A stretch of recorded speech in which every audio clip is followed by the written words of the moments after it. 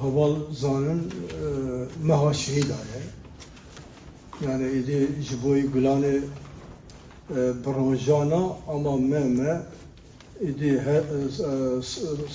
12 sal 12 me hatta ki seyahate biri roje şehidane. Çünkü her o şehide me roj brot kare lista van derxe nasname van şiar ke. Rahim Paypakaya, Çaran, Heval Mizgin, em bu ana rezdari bir dinin ber tekuşina wana em bejna xodi tewinin.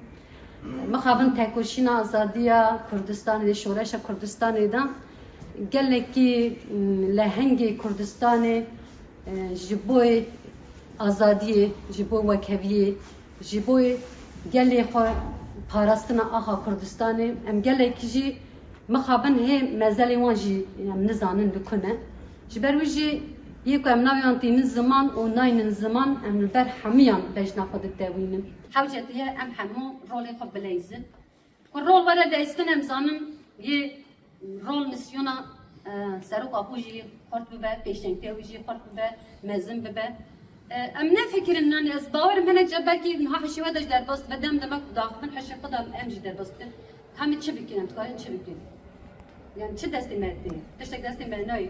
Tam serokatî dewlet were daxivin, masek heye, müzakere dikin, hela çi dertê, hala me çi dikevin cihê dikin. Aydînim, li Mardîn û Nisêrbînim, tema tim şorej dimeşînim, loker û xayîna ji qadê dertînim.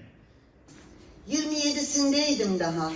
Henüz ömrüne doymamış, gencecik bir fidandım.